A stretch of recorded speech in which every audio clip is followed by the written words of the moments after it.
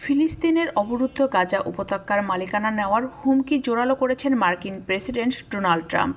তিনি বলেছেন, গাজা কেনার কিছু নেই, আমরা এটি দখল করব।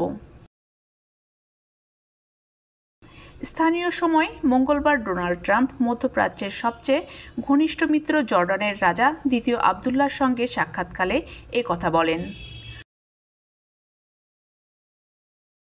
ওভাল অফিস থেকে ডোনাল্ড ট্রাম্প সাংবাদিকদের বলেন, আমরা গাজা পেতে যাচ্ছি, এটি আমাদের কিনতে হবে না।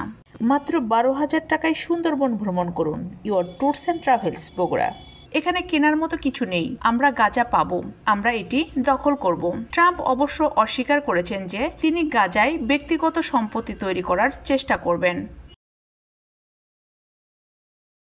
ট্রাম্প এর আগে বলেছিলেন, গাজা দখল করলে সেখানে বাস্তুচ্যুত ফিলিস্তিনিদের ফিরে আসার অধিকার থাকবে না। তবে তিনি এদিন বলেন, পুনর্নির্মিত জমি মধ্যপ্রাচ্যের মানুষের জন্য হবে। তিনি বলেন, আমরা অবশেষে এটি শুরু করতে যাচ্ছি, যেখানে মধ্যপ্রাচ্যের মানুষের জন্য প্রচুর কর্মসংস্থান তৈরি হবে। এটি মধ্যপ্রাচ্যের মানুষের জন্যই হবে। তিনি আরও বলেন, গাজায় বসবাসকারী ফিলিস্তিনিরা চলে যেতে পেরে খুশি হবেন, কারণ 7 অক্টোবর ইসরায়েলে হামাসের হামলার পর 1 বছরের বেশি সময় ধরে চলা যুদ্ধের পর তারা এখন ভয়াবহ জীবনযাপন করছেন। মার্কিন প্রেসিডেন্ট আরও বলেন, তারা এখন কিভাবে জীবনযাপন করছেন তা দেখুন। বিশ্বের কেউই এমনভাবে জীবনযাপন করছে না। তারা এমন ভবনের নিচে বাস করছে যেগুলো বেশিরভাগই ধসে পড়েছে কিংবা ধসে পড়বে। প্রতিদিনই মানুষ মারা যাচ্ছে। পরিস্থিতি ভয়াবহ।